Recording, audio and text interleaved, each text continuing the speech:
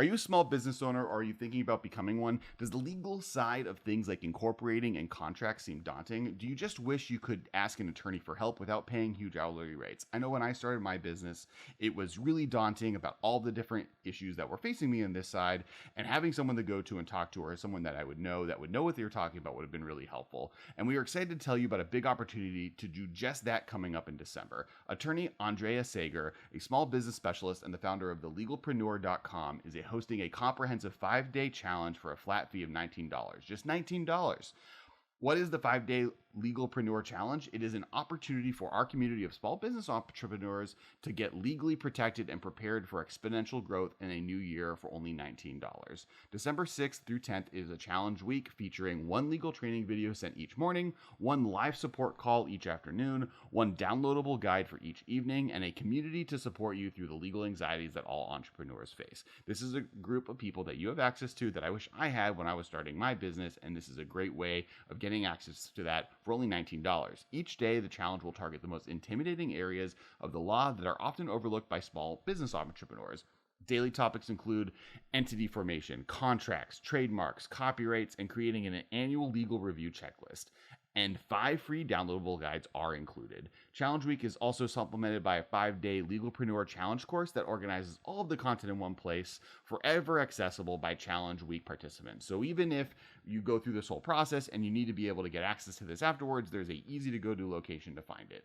All of this for the one-time price of $19. And when you use our affiliate link at thecontractvault.com/ref/the MMcast, labeled somewhere around my head, or by clicking the link in the description to this episode, your help support this show, and we super appreciate it. Get your business handled. Thanks so much for checking this out and enjoy the episode.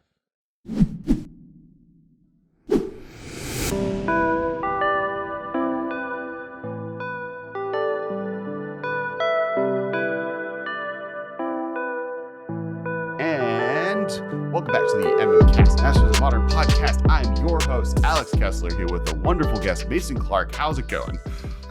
I'm doing well. I'm back from MTG Vegas. I'm a little tired, but I'm excited to come on here and talk about the event. It was a lot of fun. Yeah, so for those who don't know, or for those coming back to this episode in the future, the first, I guess not the first, because SCGCon happened, but kind of the first what was a Magic Fest event has happened post-COVID in Las Vegas. Magic Fest Vegas. Channel Fireball put it off. It wasn't a GP. It wasn't a Magic Fest. It wasn't officially sanctioned by Wizards, but every other part other than that exact little feature about it felt like a Magic Fest /GP. There were side events. There was a command zone. It was called a command zone. The only thing you kind of didn't get out of it is if you topped whatever, you didn't get a Pro Tour invite. There really currently isn't a Pro Tour, so I don't know where that would have got you anyways, but we can talk about that in a second.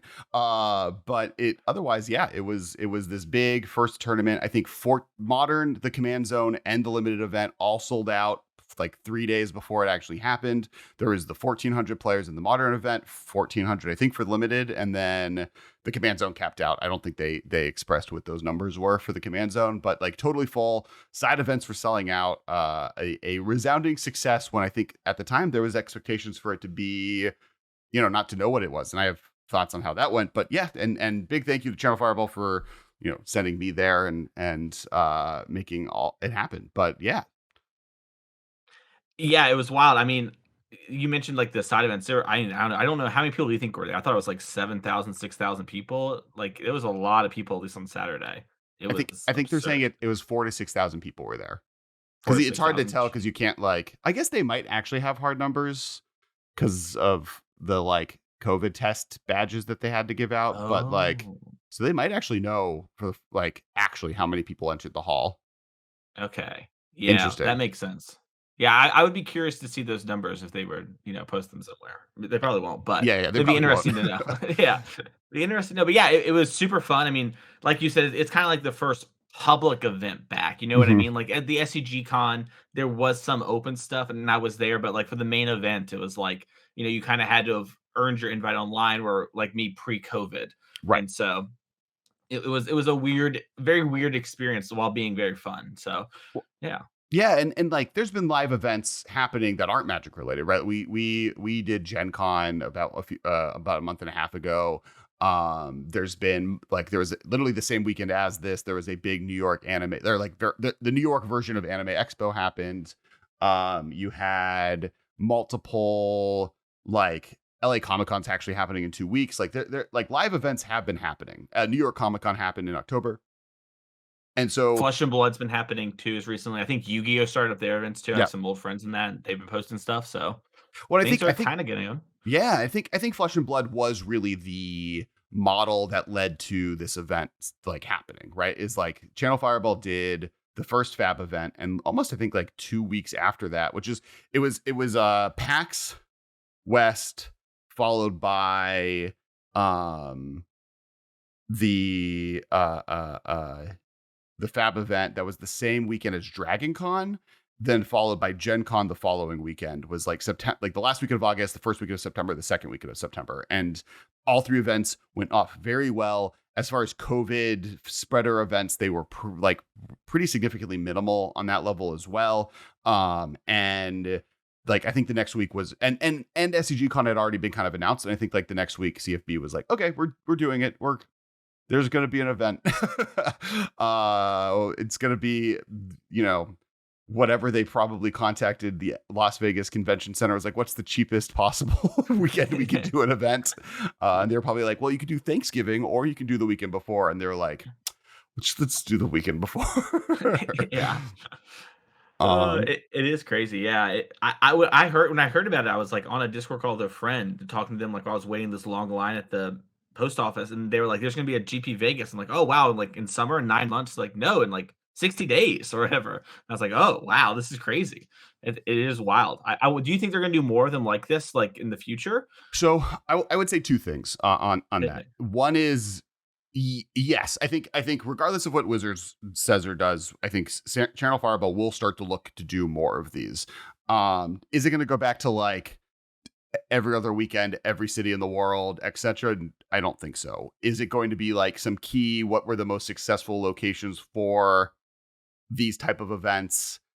That would be my guess, right? Like looking at like, I wouldn't be surprised if we get one in Seattle, maybe one in LA, maybe, you know, one of the ones in New York. Like there, what are the other like big Georgia always did really well. Georgia, right. Yeah. And like, and you know, a London, right, like a UK one or another one in Europe. And like there's like cities that have always been like a kind of a big draw in these events with regards to international travel that's happening now. I could imagine CFB doing. I would also be really surprised if the Wizards employees that were there don't go back and are like, this is probably a thing we can start looking at bringing back. I think this was a successful enough event from that perspective that like, you know, right now we are dealing a little bit where there were some COVID people that had COVID that were at the event, though not any confirmed like outbreaks from that yet. We're still too early to really know what that looks like. But the vibe I was getting for the WotC employees I saw in Vegas and just like tournament organizers at the thing was like, this is going off this is proof in the pudding that these things can happen and should exist. And how do we make this a consistent thing moving forward? Yeah, for sure. I think no matter what, there's just going to be like an MTG Vegas every year. Just like as long as Magic cards are selling, that event always does well. If it did well this time, it's going to do better the next time. Like I think that's just like an all-timer thing. So yeah, and like kind of the question is, what do they look like, right? I mean, this is so Michael, who is one of our co-hosts, has been on this for a long time as well. And I'd love to actually hear your thoughts on it. So I personally think that these should be actual just full-on conventions. And when I say that, I mean it should be paid entry. Like you should have to check in with a badge, maybe even do bag checks so you can get the little, like that way theft is significantly reduced. And that badge that you pay for comes with stuff, be it event entry, command zone access, both, whatever, what have you. But just like remove, and now, you know, has vaccine requirements, and like remove all of the kind of middlemen that happens now, having this be such an open thing, and like actually put money behind it so that they can be real events. This also solves a lot of the problems that were happening pre-COVID, which were, you know, the artists, there was like a whole artist strike going on for like a good 2 years leading up to COVID happening, because like artists weren't getting paid by Channel Fireball anymore. And like content creators and getting cosplayers there and like actually putting a real budget behind these events to make them something more than just a tournament that happens to be in a city that's large enough that other people show up and hang out seems like a recipe for success, especially after stuff like Vegas. Yeah. Yeah, I mean, so like this is like a controversial take, especially as someone that's like pretty spiky and plays in a lot of these tournaments. But I think like spikes get too much of the attention. Like I think we get too much of the pie, and I love that. You know, I've been saying a similar thing for a while now, where it's like it's unclear to me why it's not more of a convention and why like my entry in the convention doesn't just come along with like events like the modern main event, right? Like if you make it $50 to enter, not everyone will play the modern main event. Maybe you make it like if you go to the main event, it's only like $15, something like that to play whatever. Like there's a lot of things you can do to like make it come out to be the same. And like you said, with swag bags and things like that, I think it'd be awesome. I think it'd help with the growth too, because I know a lot of people who are like, who I've like met walking around the hall, whatever, who stopped me and they were like, oh, I was a little anxious to come here to begin with. Or like my round one opponent at the GP was talking about how like this was their first convention. They were a little anxious to meet everybody. And like it being a tournament versus it being a convention, I think is not actually that different in practice, but in the like way of conveying it to people out there, it's huge. You know, it's Right. way different if I say, "Yeah, I'm going to the Magic convention than the Magic tournament." You know, and I think that's way more inclusive and get more people out there, and ultimately that's better for everybody. So Right. I Like, love it. Yeah, yeah, I think like in regards to making it safer and all that stuff, it's like a big win that could happen. And then add that layer. I think the biggest complaint when this has been brought up is like the retailers at the event then have this issue. Right. I'm bringing up the complaints that we've now had when we brought this up in the comments. So like playing devil's advocate, I guess, against myself. sure, yeah, But so like a lot of people that sell cards at these events, the real reason they're going is to buy cards. Mhm. And if you have people that are the only people that are coming to the show being gate kept from that the fee makes it hard for them to participate. The other one is that, right, which is like, oh, now if you can't afford to go to a Magic Fest, you just can't go because there's dollar bills in the front of it that are preventing you from going. And that to me has more to do with making the value there for what you're paying or doing day passes, right? Like that's the other half is if maybe it's Yeah. $80 or $90 to do the full weekend and you get access to a main event or a command zone or X amount of passes to drafts or whatever, or $25 for a single day pass, but you don't get access to any events, right? You just are paying for a badge and maybe one draft comes alongside of it or something, right? I think you can scale it up pretty easily with what you get Yeah. access to. It also seems like when I think about, I mean, like it's hard, right? Because like not every convention center is as big as Vegas. But if you ever been to the Vegas Convention Center, there was kind of two rooms, and there was kind of like the first room had like all the vendors and the command zone and everything. The other room had like the main events going on.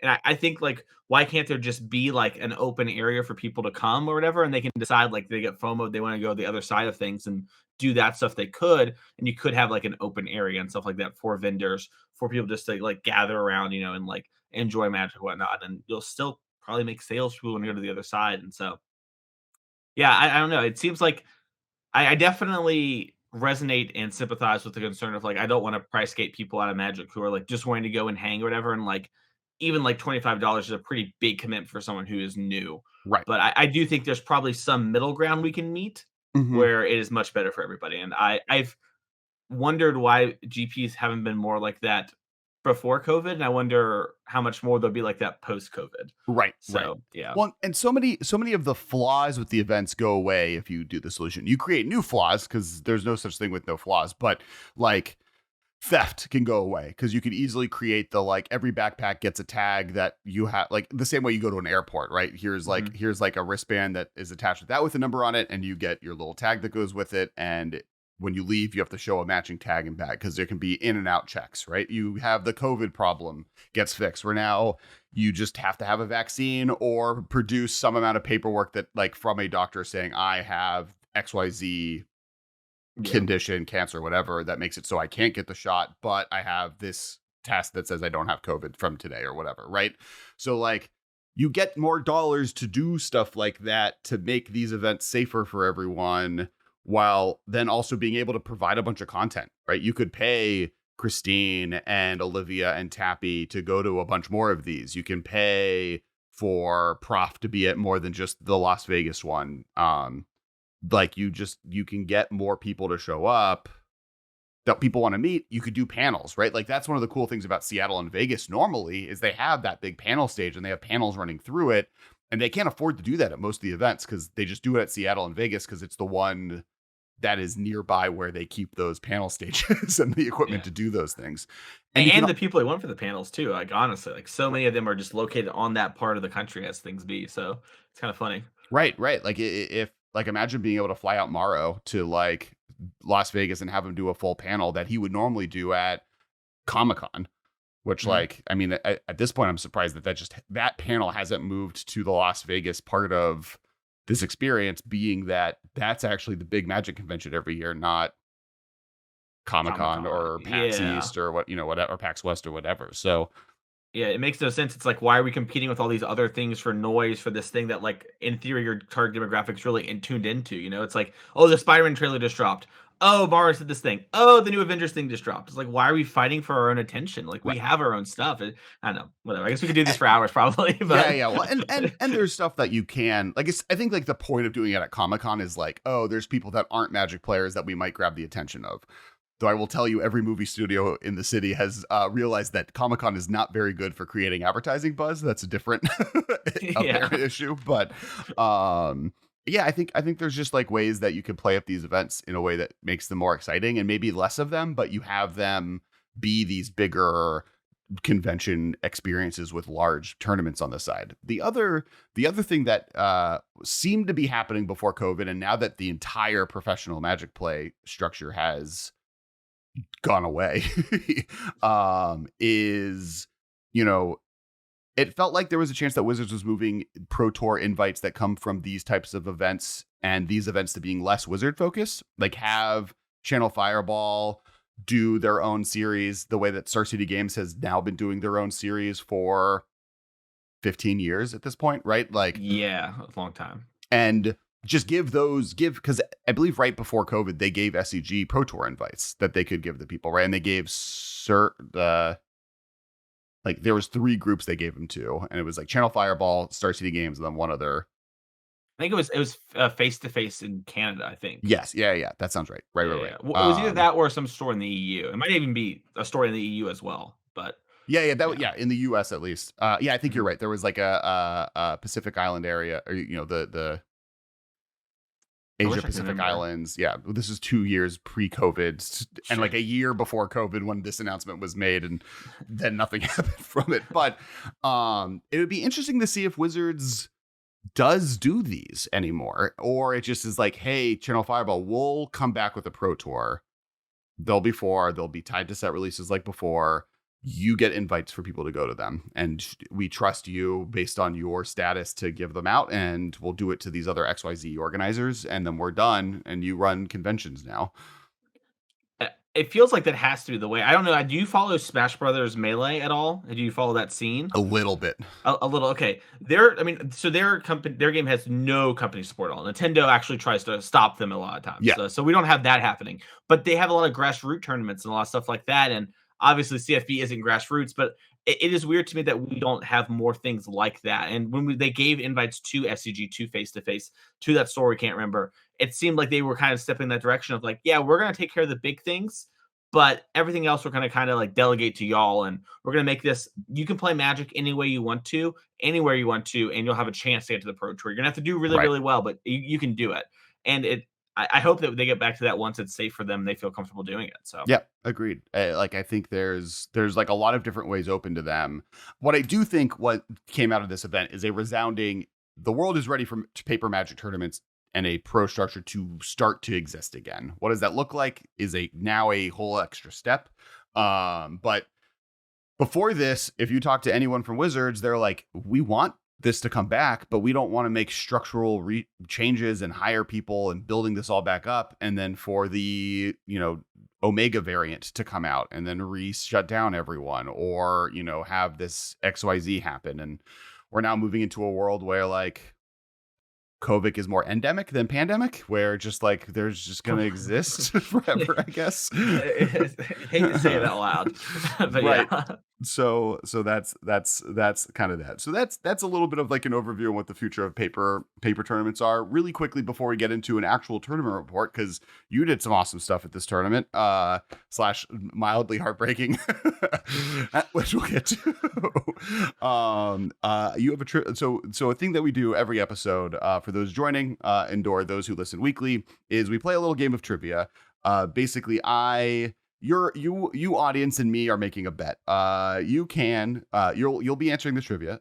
Mason has kindly come up with something to ask. I'm going to have to answer it. In the amount of time it takes me to answer it, I need you to go down to the comments below and comment your answer as well. You're making a bet. If you get it right, congratulations, you won. I'll definitely comment on your post being like, hell yeah, you got it. But if you get it wrong, you're gonna have to hit that like button, and you definitely, if you haven't, have to hit the subscribe button. So that's what you're betting. I'm betting you likes. I'm gonna give you a like if you get it win on your comment, and you're gonna give me a like if you get it wrong. And if you get it right and you want to hit that like button, subscribe button, also appreciated. All right. So what's the trivia question? So, what do you think the percent for all-time closest top 8 miss is in Magic history held by 2 players? So the percentage on tiebreakers that the players miss top 8 by. So it might be like 0.18, 0.19, 0.001. What do you think the number is? There is a specific number and it's held by 2 players. Okay. Well, I do know, as a preview, that one of those players is you. Oh my gosh, you're such a fan. I didn't realize. Oh, wow. And I'm trying to remember if you told me over the weekend. I definitely told your coworker, because he gave me condolences, and I was like, I got part of history now, and so it's me and Joe Lissette. So if you're at home, you can listen. Maybe that will help you out. Okay, it's a small number. It's a heartbreaker, some would say. What what is like an average? Can you give me like what the average is? Yeah, like 0.18, like 0.2, 0.3. That's pretty. I feel like it's pretty common. It's been a couple of years since I've done tiebreaker math. Okay, but yeah, but like that's kind of the normal stuff. Is normally someone misses out on breakers by like 30th percent, like sure. 0.3, Okay. 0.4, 0.5. Okay. It's a low number. I've him and hawed enough, and I hope that everyone has put their guesses in. This is your last chance to lock them in. I believe you did tell me, and I think it was 0.09. 0.03. 0.03. Oh, I didn't even get it right. Oh no. All right. Well, that's an insanely close. That's heartbreaking. So yeah. with that in mind, how did that feel? So like how did it feel getting 9th place? Like, that's still really awesome. How did that happen? How did you get to kind of that position? Yeah, so I mean, I guess I'll work backwards there. So, for starters, it doesn't actually feel that bad. Like, this is kind of a weird thing for me, but I've been playing competitive Magic now for about 4 years. I've played other competitive card games before that, and for me, a lot of it is really about pushing myself and doing the best that I can do, and trying to like always improve and get better at the game. And that's like a big driving factor for me, is to like always be improving and stuff like that. And so with that in mind, like getting 9th at a GP is really good. I lost out on by 0.03%. If like any of a couple of my opponents I had played earlier won one more match, or one of the last rounds goes slightly differently, I'm in top 8 of that Grand Prix. And my play was really good. And so it's not like I like made some terrible plays and I did these awful things and I ruined my chance at top 8 and I killed my dream or whatever. I put myself in the best position I could. I had a lot of negative factors happen to me in and outside the game around that. And I played really, really well. And I'm legitimately happy with my play. And I'm really happy with my process and everything and how I got here. And, like, it's not a top 8 in the heart, but it's like very affirming and stuff like that. And it's like, hey, we're going the right path. Let's keep this stuff up. This isn't, barring COVID, this isn't our last chance to have, a GP top 8. There are going to be plenty more chances for me to get this. And so, I'm excited by it.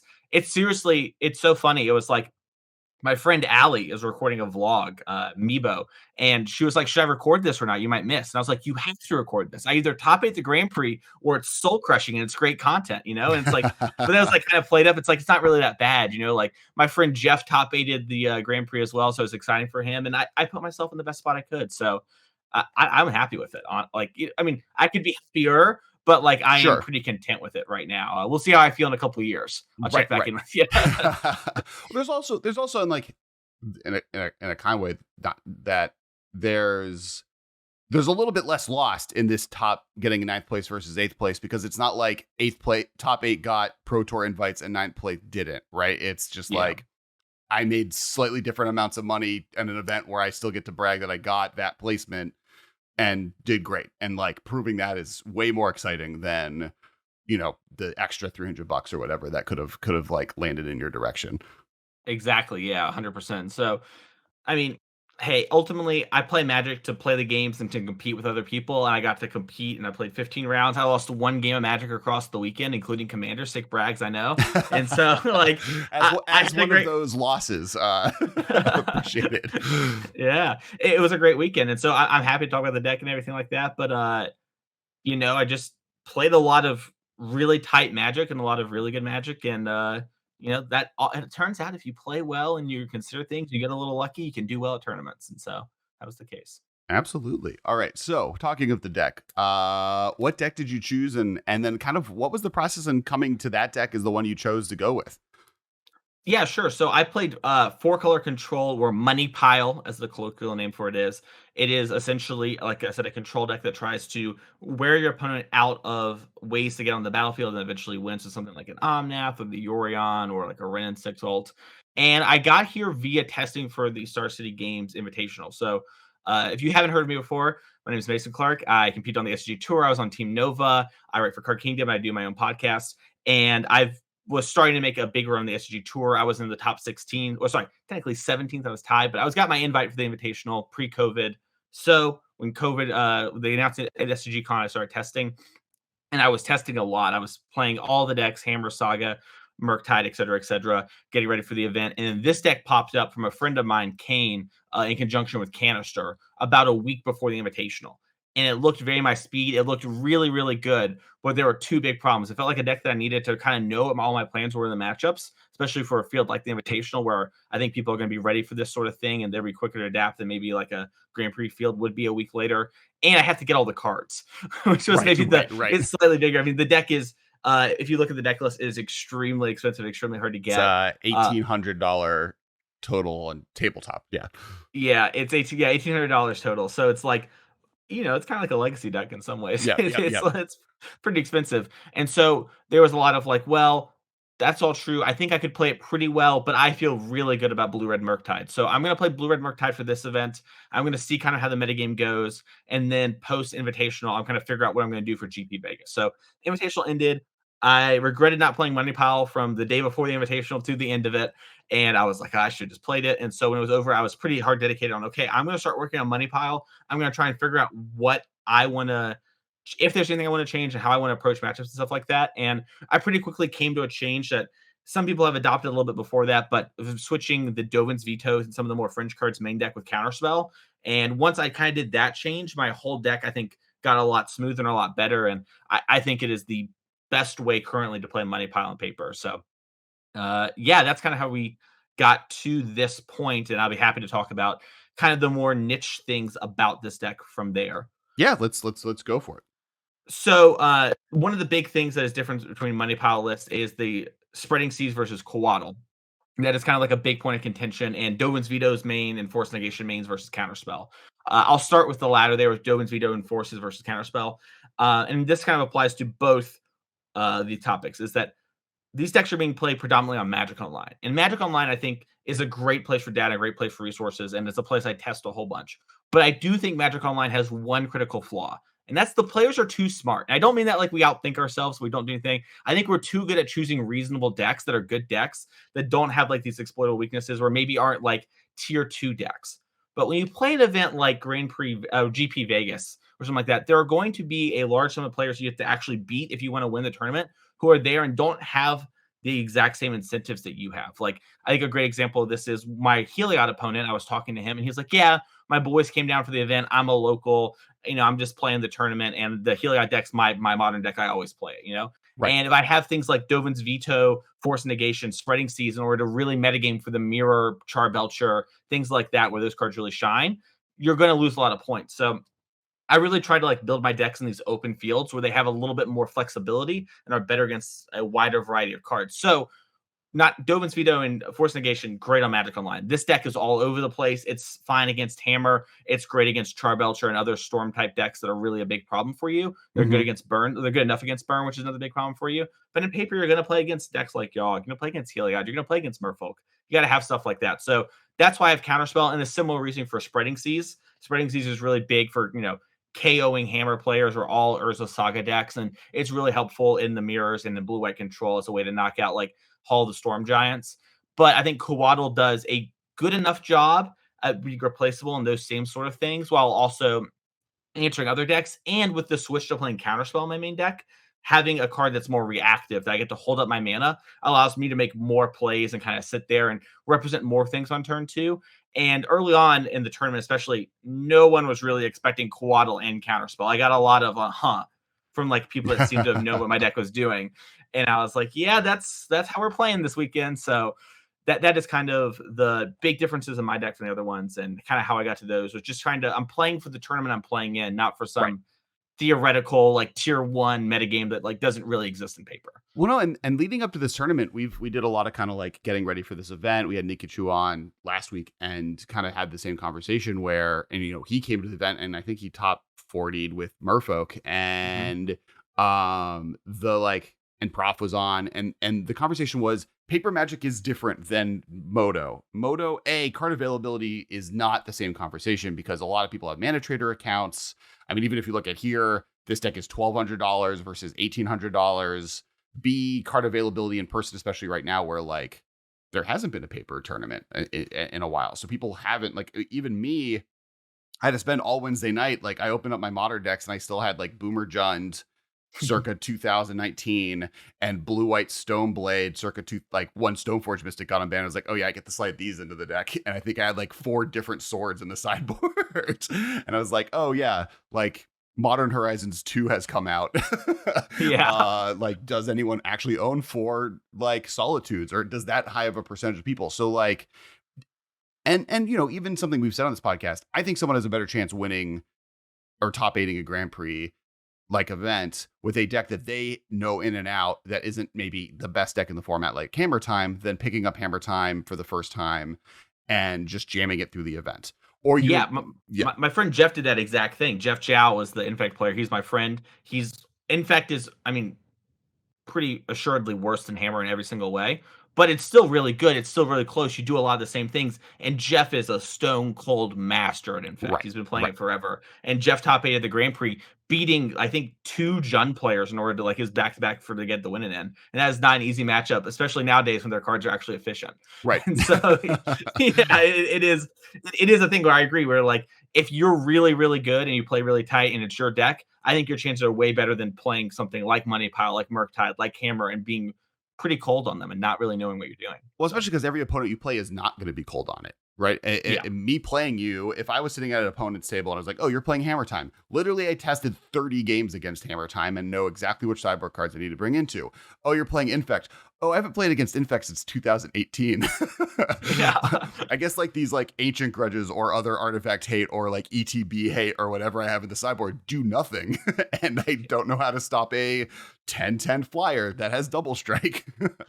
So like, yeah, I think you just like gain the advantage, and kind of the tournament results from SCG Con pointed in this direction, right? Like if you look at the Invitational versus the Open, the Invitational was kind of what you said. It was like Murktide Regent decks, Luros decks, or Kikiro Blue White Control. It was like I think one non companion deck, and they were all like pro players that got the invite that kind of picked the best deck in the format and were testing on Moto this whole time. But then you look at the Invitational or the Open, and it's like wild. There's like way different metagame, and it looks a lot more similar to what this top 8 looks like, where you didn't get those metagame decks where people were prepared for them. You got the weird decks that people knew better in and out and knew their matchups, and their opponents didn't know the matchup on the back end.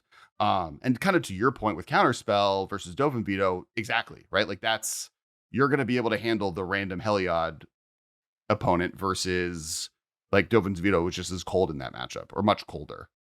Yeah, let me tell you, I started off 3-1 in the Invitational, first round of Modern and played against Black Green Infect, lost game 1 to a Gym Razor. That's when I knew, I was like, "I should have played Money Pile." Lost to the Gym Razor, and I was like, "Oh boy, we got a long weekend ahead of us in Modern." You gotta be ready for them, even in those fields. It was a wild time. No, But yeah. it's one of the things like looking at this event that was most exciting was and which like thank God we've been able to like Corbin kicked ass getting all of kind of the Turner reports and actually being able to see what deck lists were doing well, but watching it evolve as this format proved again that Modern is wide open. Like we're not. Yes, Ragavans are really good. Yes, Urza Sagas are really good. Yes, Luris is really good. But like, it's not a Hogak situation. We're not in a Eldrazi Winter situation where only decks from Modern Horizons 2 are viable.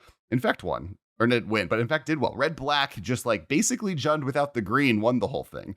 So it's not like an event that kind of proved that like, oh yeah, Modern still is a place where creativity and specialty can be supported.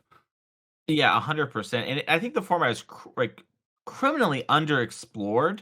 And part of that is like, COVID and like we're not having as many of these things. But like, I don't know if you saw Reduke. Reduke was saying like, yeah, I think this Yawgmoth deck is great. Like Mm-hmm. he was saying that's really good. And like that's a deck that a lot of like the Magic Onlines, like the canisters of the world, have kind of deemed as like a good deck, but not like an amazing deck. And it's stuff like that just hasn't been explored. We've seen Indomitable Creativity, like Mana Symbol has been streaming it a whole bunch. We believe won a challenge like 2 weeks ago. That deck got, I believe, second Yep. in the GP, at least top forward. And it was like that sort of stuff is like things, all those cards are in the format now for a while, but people just aren't playing them. They haven't figured out the right way to combine them. And we've seen this happen time and time again in Modern, where there was a deck that was just there the whole time, like Death Shadow, like where there's these cards, you just has to kind of get found and figured out.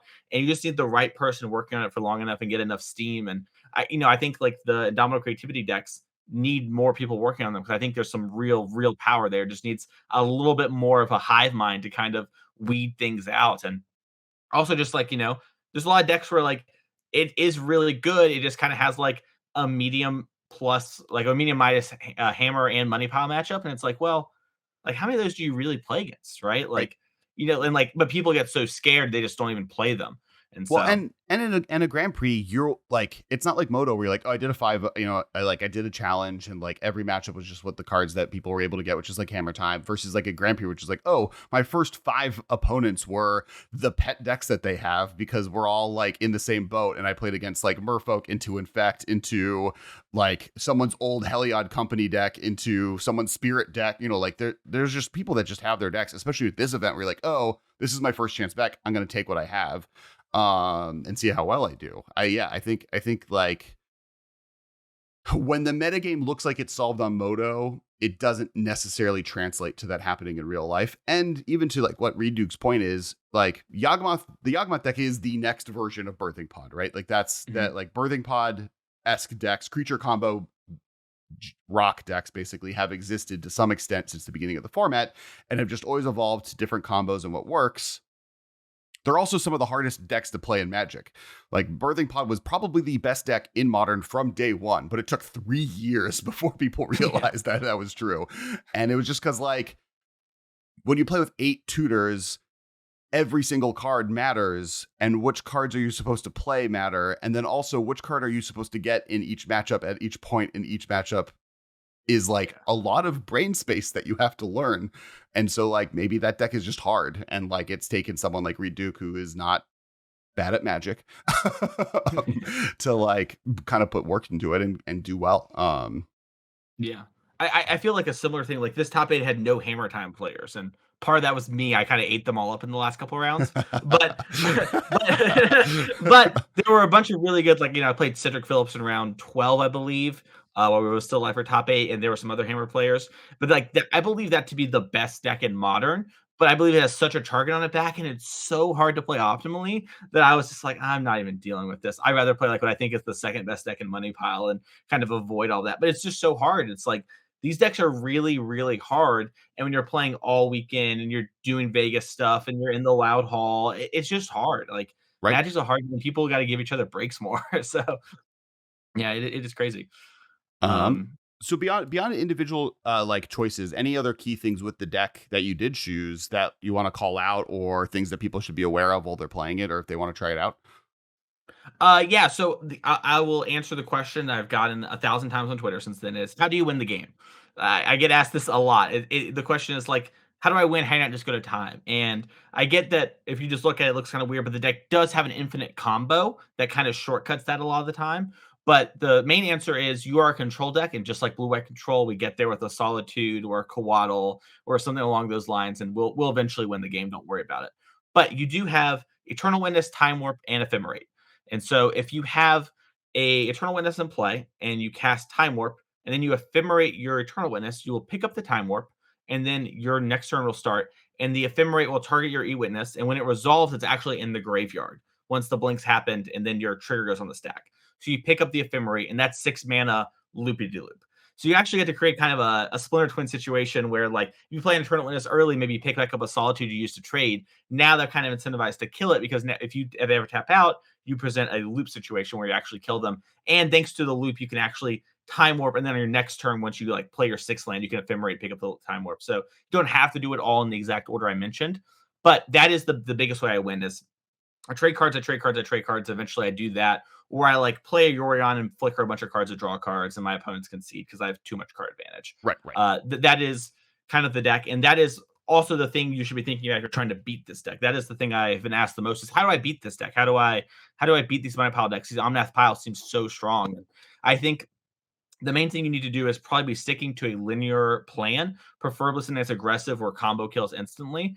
If you're wanting to like switch decks because your locals is full of money pile and you really hate it, and more power to you, play Charbelcher or Burn. Like those are really hard matchups, and they're fundamentally really hard to fix just with how our deck is constructed. We would have to change it drastically. But if you're sideboarding, I think a thing that happened a bunch is that people over sideboard for me, and they really slowed their deck down, and they really tried to answer like there's a lot of people trying to fight me on like Torpor Orb for ETB effects, or like trying to mess my mana up in like weird ways with like spreading seas and stuff, but like slowing their deck down drastically to do so, or taking much more reactive approaches. And my deck is like the money pile variant is the ultimate end game deck of the format. Like Mhm. even in the mirrors, we have to play Emrakul the Promised End as the only way to have a true trump in the mirror. Right. So you try to keep your deck linear and that sort of thing. And if you're playing this deck, just take a little bit of time to think about how you want to sequence your spells and line things up. But for the most part, don't overthink it. Like if you haven't played it yet, just kind of play and it will kind of come naturally. And it's a lot of ABC magic, honestly, from like a control or a mid range standpoint of just like, yeah, I'm going to try and line my things up as best I can. I'm trying to think about what the opponent's doing. And honestly, I think the best thing to do if you're going to play this deck and you don't have good format knowledge is learn about the other decks because you need to know what you're trying to fight, right? Like Mhm. you're playing its Heliod, you got to know what to Solitude versus like just throwing it out on like a random thing like, oh, they have a Auriok champion. I got to kill that. It's like, comboing with Heliod right now a little bit or something like that. You need to know where you want to put your points and where you want to trim your cards in the sideboard. And like, okay, when do I want endurance? Like it comes in more like than just graveyard decks. Like in the mirror, you actually want endurance as a way to like have these hold up moments and actually mess up your opponent's Emrakul the Promised Ends. So things like that come up a bunch. So just try to learn what all the decks are trying to function. And I think at that point, you just kind of have to play the games and they're really fun. I mean, if you enjoy this type of magic, this is like a really fun, like blink control deck that I have a blast playing personally. Sure. So, but I Well, also win a bunch of it. So maybe that's why. yeah, yeah. Yeah. I mean, this is some of my favorite things to do with Magic, which as a blue white or classically blue white and/or Jund player, mid range, I'm playing a lot of removal spells that also happen to kill you. Is exactly what I want to be doing in Magic. Where like Ben does this, where he's heavy in tempo and like is like always mad because he's like, I'm working so hard to get my like classically like Delver 3/2 flyer into play, and like somehow you've just like done nothing but have way more cards than I have. Like, how dare you? Like, how have you eked value out of like self-milling yourself with bad cards, and now you have like 7 lingering souls in your graveyard that I'm never gonna get through. 7 lingering souls, 4. I wasn't going to expose you like that. Yeah. Thank you. A little casual magic time between me. But also like I you can just cast Fury. I mean, it's like that's the point, right? Like half of your removal spells are evasive or extraordinarily large amounts of damage coming at you. I'm not surprised that this like has the ability to close the game if you need to. Yeah. This list is It's really funny, sweet. like, in the match that, the last round I played, my opponent went, like, Inquisition into Torpor Orb, and then on my turn, I just, like, drew a counterspell, played a second blue land, and then evoked my Fury, and I was like, "I have a 3/3 double strike, I'm playing Delver now." You know, you just have to, like, know when to do that sort of stuff and know how to fight through it, and, yeah, the deck is very good. It when you play it, especially in paper, you close out games much quicker, and online, this deck is classic for timing out because of the triggers and stacking them. Mhm, And in mhm. paper, it's so much easier. So often I was just like, touch my things. It's like, I have a Teferi to play or whatever. It's like, you can't respond. I draw 4 cards. Okay, it's your turn. The only hard Right. part is actually shuffling and finding all your one ofs. Uh, Sure. which is actually, I forgot to mention this, and it's so important. That is the other big difference in my deck from the other money pile decks. Is I have one more land than everyone else. I cut one of the abundant harvests, which people were playing 2 of them to kind of cheat on lands and spells because they weren't sure. They kind of wanted 28 lands. They kind of wanted 29. I just believe this deck needs mana all the time, Mhm, and I'm mhm. happy flooding out. And the second thing is I cut Reflecting Pool. I love Aspiring Spike. He's so great. I got to meet him and his girlfriend. He has convinced people Reflecting Pool is playable in this deck, and I am so against it. You have so many hands that are unlosable, and you have like some land, Wrenn and 6 Reflecting Pool, and it's like, wow, if that was just my 16th fetch, I could never lose. Right, And right, so right. that's my big thing where I just added 2 fetch lands to the deck. And um, yeah, I don't know. I've a bunch of friends are playing this deck, and we don't have problems stumbling as much as our opponents do in the mirror sometimes. So that is one big thing I forgot to mention. So easy to forget the land choices in Right, Magic. right, right. I am playing slightly more of them, and one of them doesn't die. Yeah, exactly.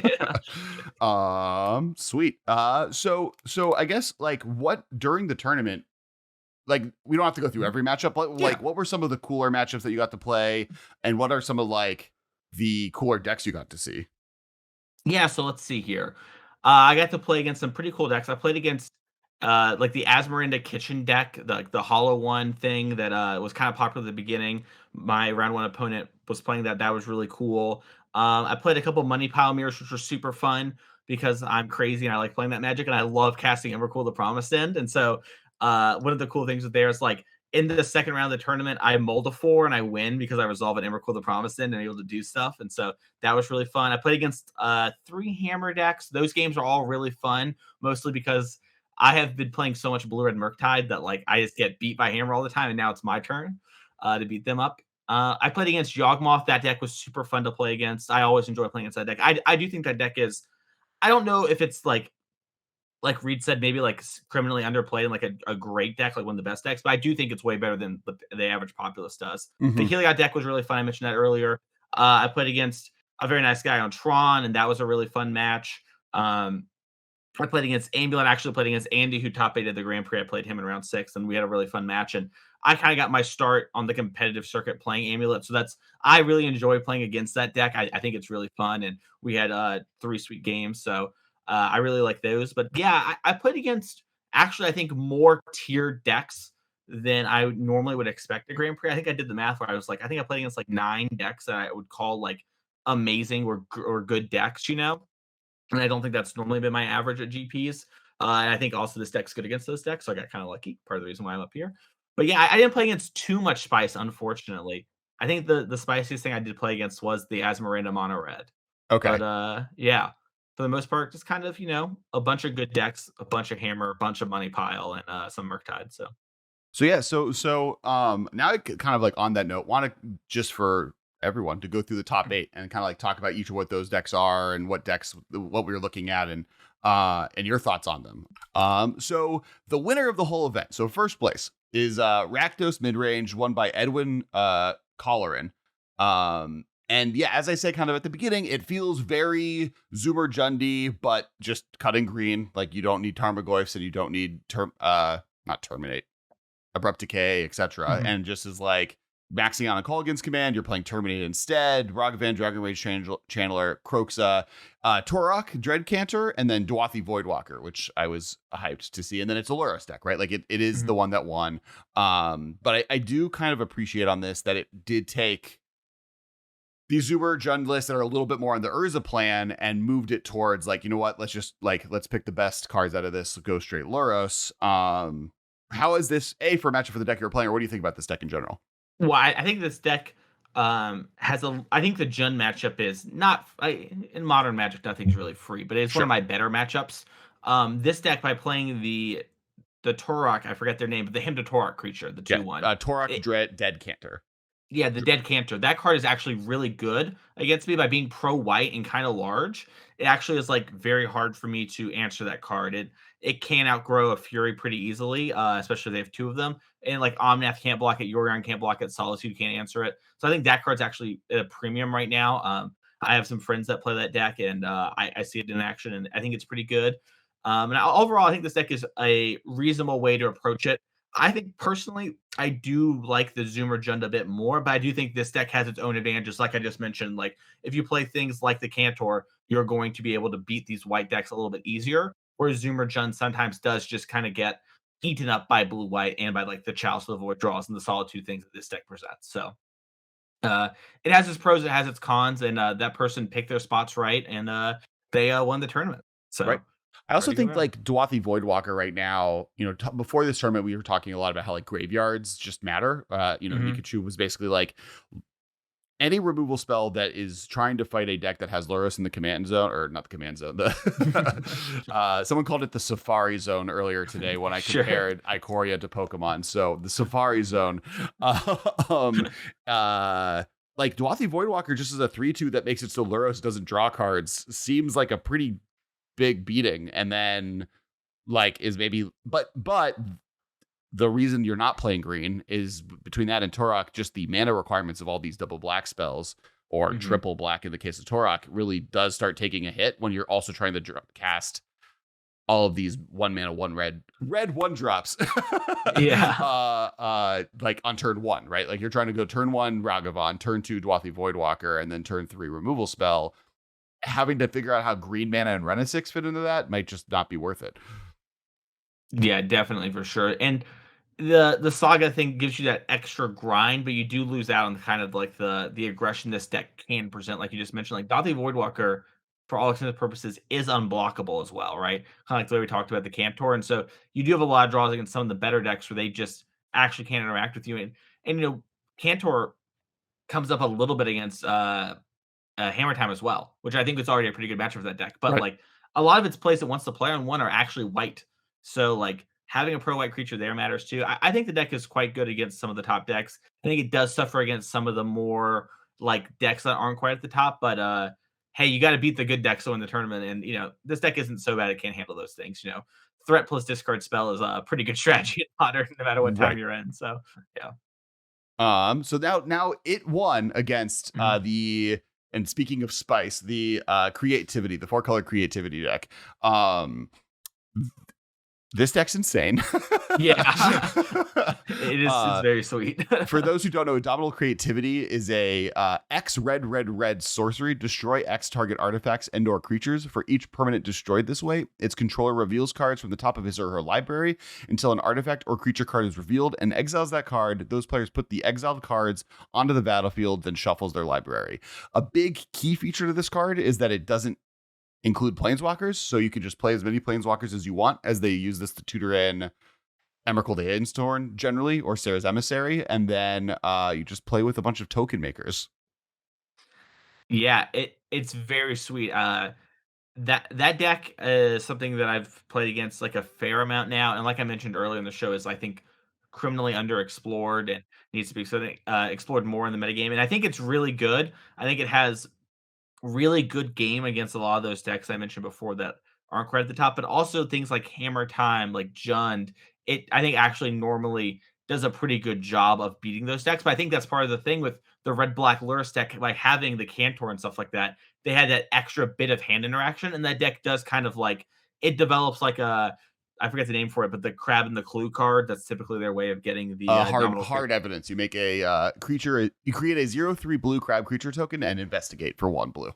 Yes, yeah. So like that card's actually a way that deck often enables its combo, but does it on turn 1. And the black red deck actually is able to attack the hand in a way that I think the Jund deck typically can't, while still being able to interact with the clue and the token when targeted by creativity. And so it's not surprising to see this deck actually win, where I think maybe if they were playing Jund, they might have actually had a much harder time in the finals of the tournament.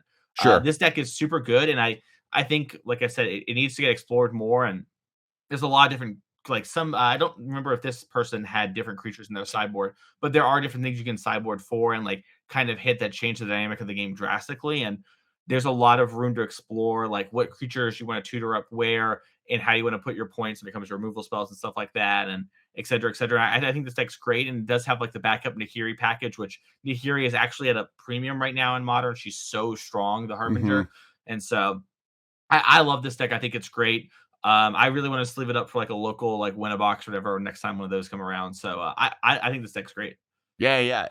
Something that's like, Modern has had a few different attempts at creating what essentially is show and tell, right? Like in Hmm. Legacy Forever, that's one of the main archetypes of the format, and Modern has never really found its home there. There was Griselbrand decks or stuff that was using Through Gorya's the breach. Vengeance. I said through the breach, but Oh yeah, through the breach or Gorya's Vengeance to kind of get Emrakul play. There were the blue, white, red control decks that were just straight through the breaching Emrakul into play. And none of them have really kind of found, I think partially because of just the cost of those spells or the inconsistency of them, the like home that really exists. And even though Indomitable Creativity has existed for the while, the addition of Prismari Command and Hard Evidence as two different cards that create the token as needed, but do so in a way that is viable. Like it's not like making a and hard to 0/3 interact with. and harder to interact with. Right. Making a Yeah. 0/3 for one in this format is great. Yeah. Being able to just block Ragavan is a great place to be doing anything. And then having an instant speed shock/treasure token that then can be used is also really valuable. Yeah, like this deck is like if Dominant Creativity couldn't target artifacts, this deck would be so much worse. But it's like, Sure. okay, what's your main deck way to answer a clue or a treasure token? It's like, I don't have one. I got a prismatic ending, I guess. And it's like, Right. lol, okay, I guess you can. But like that's not a real plan. Like Right. that's not a magic plan.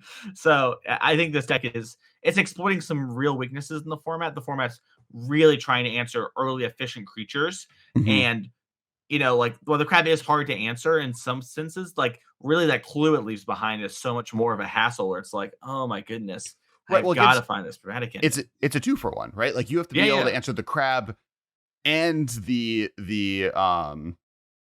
token, and like the only like good answers to both of those things I can think of don't answer the crab. Like Colgan's command can't kill the crab. It's annoyingly a yeah. 0/3. So like you're able to It's stop that. just EE. That's the only card. Right, Yep. exactly. And then and I will say the card that we did miss that is also good here that makes tokens is Dwarven Mine. Being able to Oh have yeah. every fetch land find you the token you need is that last kind of little piece, I think, as well. So like just in between COVID happening and all these cards being printed, there's been enough good token support that's good on its own, hard to interact with, and like lets you just turn your 3 mana sorcery into Emrakul the Aeon's Torn. And Yeah. that's always been a good strategy in Magic. If you're looking for like a green light to get this deck or put it together, or whatever, I seriously think this is the best deck that people don't talk about as a good deck by like a wide margin. And I think it's just going to get better with time as we Mhm. get more and more games with it and build better and better sideboard plans. So I think walking out of this tournament and watching the coverage of the weekend, the Yawgmoth food deck and this deck were the two that I was like, ooh, I might just build those. yeah. I need to Yeah, get so sweet. Yawgmoths, but otherwise these decks look really, really, really tight. All right, so that was the top two. Mhm. Alrighty, now let's go quickly. Next is Jund Midrange. This was by Nathan Stour. Oh, the player for the Indomitable was Steven Perlman. But Nathan Stour, Jund Midrange. This one was one of the more stock lists, kind of in the top 8, I would say. Like literally, Yeah. I built Zoomer Jund before the event. I like looked up whatever the MTG Goldfish top version of Jund was, just because like, okay, I need to have one as a modern content creator. I should have one metagame deck in my pocket to play against people. Yeah. and I already had Boomer Jund, so it's just like, okay, I just need to sadly take Liliana and Bloodbraid Elf out and figure this out. And this list is You, like 98% what was on Goldfish beforehand. well, you probably net deck Nathan. Nathan is it's like him and Bullwinker are two of the big Zoomers that are promoting this Sure. deck. And he played it at the Mox a couple weeks ago as well. And he is one of the best Magic players playing the game right now. He is such a strong player, and he's so good at that deck. And it's no surprise. I saw him playing his win-in match, and I could watch his or the other, and I was like, Nathan's got it. And I like looked at the other one, it's like this kid knows what's up. So right. yeah, So that deck is very good. I do have a question. I wonder if you know why the snow-covered lands versus the regular lands. I'll tell you why. It's because you have Ragavan, and decks like me play Coatl. And so sometimes you're gonna hit them, and you're gonna get the Coatl, and then you need to be able to that way you can block and trade their Yorion. Got it. Yeah. Okay, that's hilarious. Okay, that makes a lot of sense. There's like cards out there that you could steal that might care. Yeah. I really want them to get got by Redain one day. That's really what I want. Some Paxos player to have like a main deck Redain and just slam it, and they draw their land they need, and they're like tapped, go. That would be, yes, agreed. Everyone, it's time. It's finally time for Snow Hate. Yeah. All right. Next list on the list. And the finishing the top 4, Jeff Zhao playing Infect. Infect's back. Jeff's my boy. Happy to see him do well. Yeah, that's sweet. Yeah, Jeff's actually he and I, my first big event, we top 8 on a team together, and we were both like, let's go, like let's get another big top 8 together. It'd be sick. So I'm super happy. He's just an Infect master. Sultai, he says Sultai Infect's the way to play it. I trust Jeff, so I don't have anything else to say on it besides that, but Jeff's great. That deck seems good. Yeah, I mean I think that is one interesting thing, right? Is like before this event, there was a lot of people playing black or green, or there were a lot of people playing, like, historically this is a straight up blue-green deck. Mm-hmm. But just being able to play, because of Ignoble Hierarch and Noble Hierarch, you're able to pretty easily splash just like the Blighted Agent and Phyrexian Crusader, and one gets cast one and one casts the other, and you just now have that much power in front to be able to get in there. And Crusader is so good right now. I mean, Fury Solitude, Unholy Heat, Prismatic Ending are the 4 best removal spells in the format. Maybe Bolt's up there as well because it's always so good. But it's like, okay, that hits none of that. Like, you cannot hit them. So that is a big draw to play the Sultai version. Right, like the Phyrexian Crusader basically only gets bad when Fatal Push is like doing real hot, and even then, that's not super common. Yeah, well, we got Ice and Coatls. That's true. Yeah, you can I'm ready. All day long. That's right. Yeah. Okay, so then you go to the top 8, and there's 2 Amulet Titan decks, both by Levy Sprung and Andy Wilson. I don't think either of them were specifically anything spicier than just like being great Amulet Titan decks and like showing that, oh, this deck still has legs. I think to me, the reason that this was the one that got the most in the top 8 is partially because what we were saying before. Amulet Titan punishes decks that aren't the top tier of the metagame, right? Like if you're not Amulet Titan, if you're not blue-red, because it had fallen off by the wayside, right? Like when the format first started after Modern Horizons 2, this was the deck everyone was on the out with, because Urza Saga plus Amulet was like, oh, I guarantee have Amulet now on the turn I need it every time. Fell to the wayside, stuff like Hammer Time, punishing it, but it came back into this event, and it feels like partially just because paper, like the metagame is so much more diverse that this has the more opportunities to punish opponents. Well, that and these two are two, like, Livy specifically is a known Amulet grinder on Modo. He's always doing well in the challenges, and he loves that deck. And it's like, I talked to him a bunch at the tournament, and he's like, yeah, it's the deck I know the most, and it's pretty good. And this deck actually got so much better now with the release of Crimson Vow. I don't know if we were actually allowed to play with Crimson Vow cards in this tournament. I don't think we were. I don't think you were. Yeah, but Cultivator Colossus is really, really good in that deck. I bought mine today for my Amulet deck. It is insane, and that deck just got a huge power upgrade. And obviously put 2 in the top 8. And so if you love Amulet Titan, your time is now, and I'm right there with you. So yeah, it's funny. I think if this event had started on Saturday, it would have been legal, but because they made it Friday, Saturday versus Saturday, Sunday. Yeah, I agree. I think we weren't allowed to play them. That's really funny, actually. Yeah, we didn't talk about that.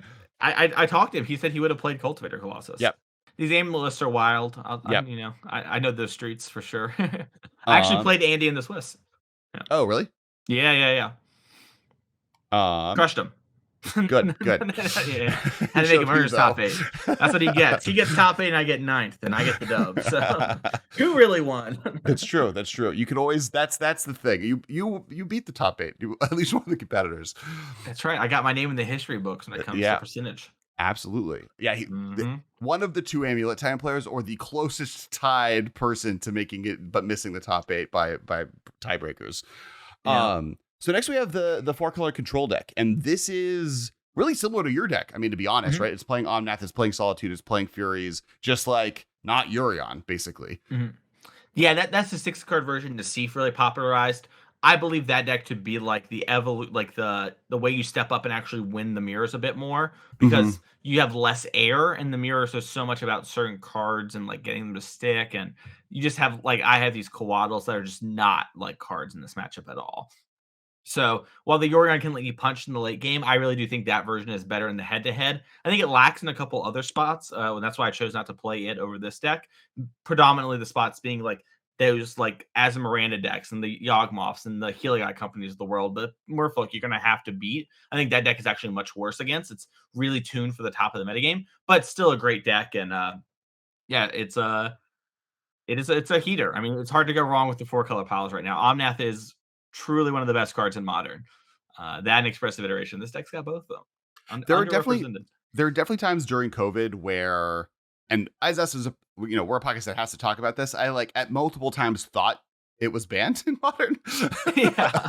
because of the era where it's like dominating every format and didn't get banned in Standard. I was just like, oh yeah, that card's probably was banned when Uro went away and like all of that happened. I assume.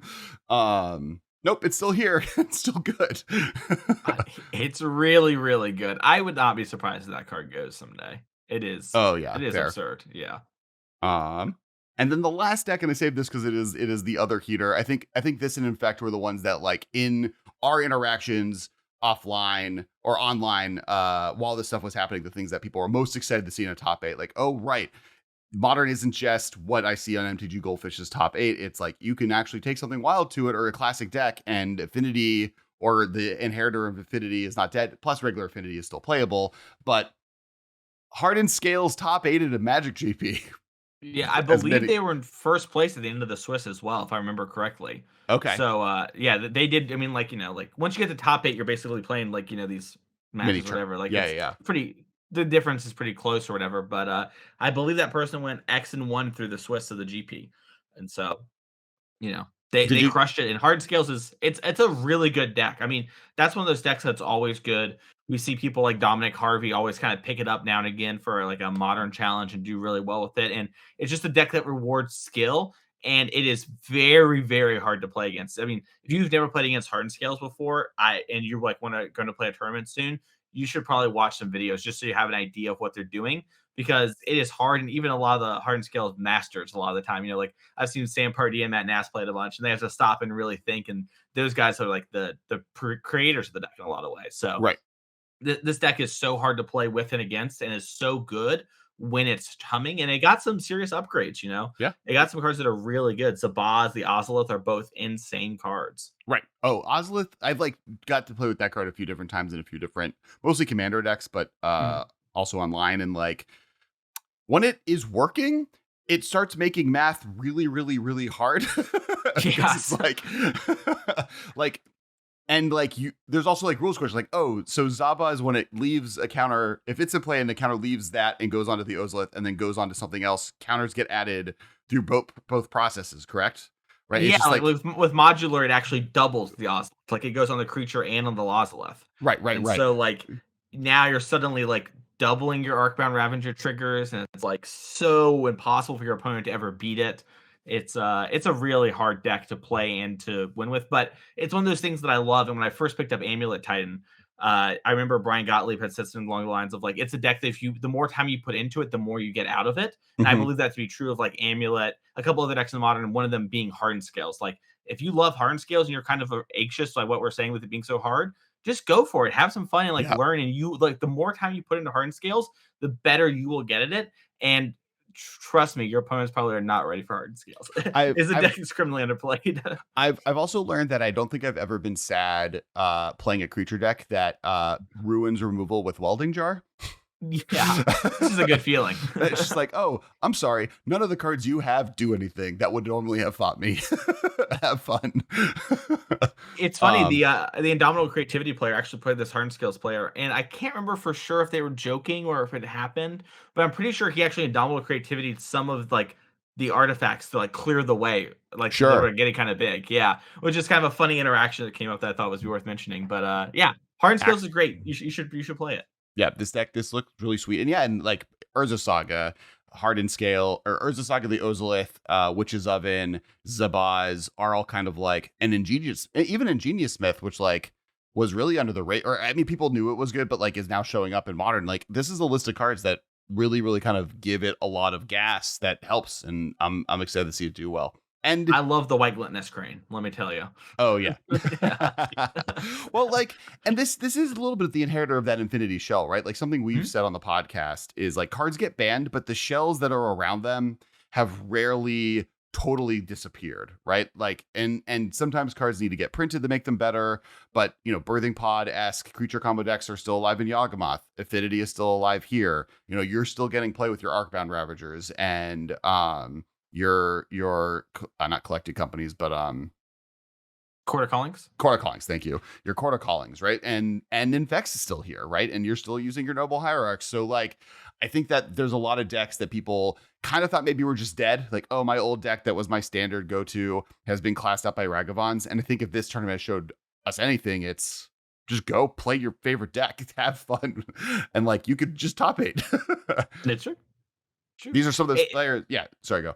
And I was just gonna say, like, I think one of the biggest things people deck choice and deck selection is obviously super big. Sideboard selection, I think, is just as big. But often, like, if you play really well, like, you can get really, really far with decks that are not always like the 100% you're eking out the most point choice deck, because playing well matters more than anything else. You know, like the thing I always tell people is like, how many times has a friend come up to you afterwards and been like, "Oh, I would have won that round if I didn't do this stupid mistake." It's like, just if you get to the point where you're not making those stupid mistakes, you're doing them less often than your opponents, you're gonna do well in Magic tournaments. And so that's such a huge part of it. So don't let like, oh no, my Hardened Scales deck is like B tier according to Dominaria's Judgment or whatever. I can't play it. It's like, no, go play it. Just Right. like play well, play or diff them, show them who's boss. You can do it.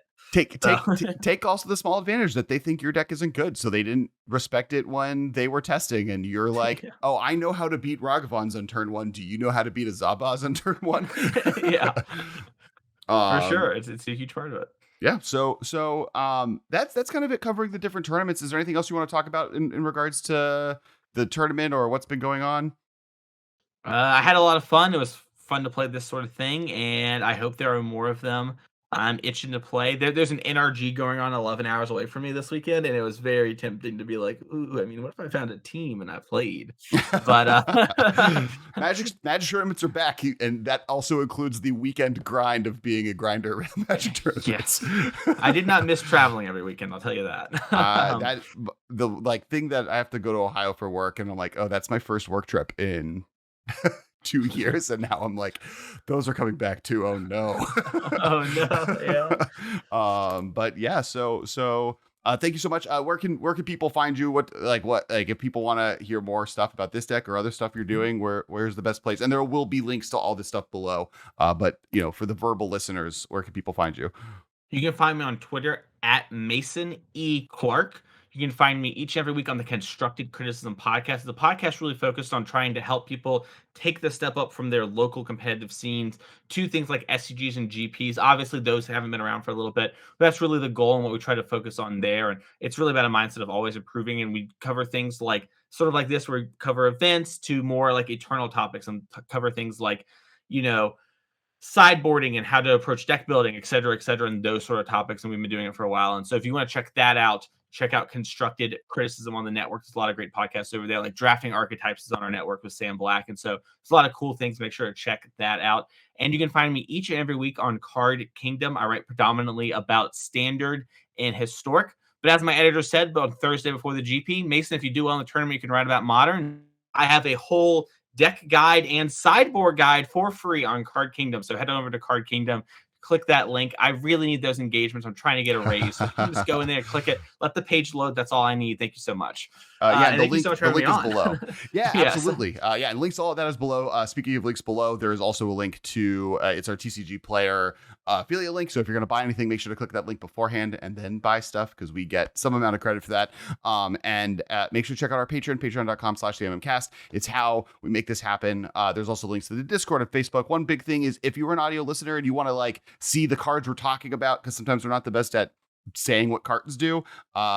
This show is on YouTube, youtube.com/the MMcast. We don't shout that out as much because often we're talking as if that's the main watcher, but we have a lot of audio listeners. YouTube does really good numbers. There's also special content. We have a bunch of deck techs from the weekend that are like a minute and a half created by Corbin Hostler as he was doing coverage, plus just videos of the top 8 and all that stuff. So make sure to check all of that out on the youtube.com/the/MMcast.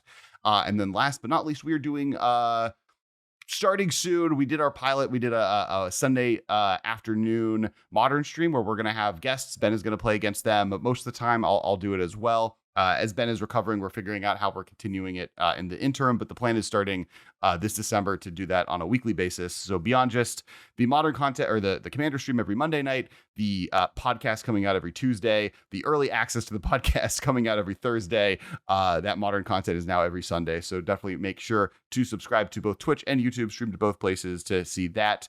And thank you so much, Mason, for joining. It was great. It was great having you. Thank you for having me so much. It was a blast.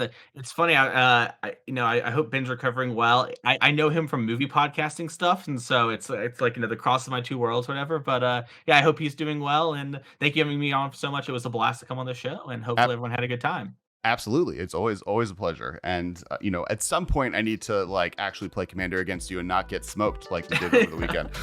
Well, to be fair, a lot of people got smoked over the weekend. So, you were in good company. Perfect. All right. Thanks so much, everybody. We'll talk to you next week. This has been a production of Time Traveler Media, sending podcasts into the future.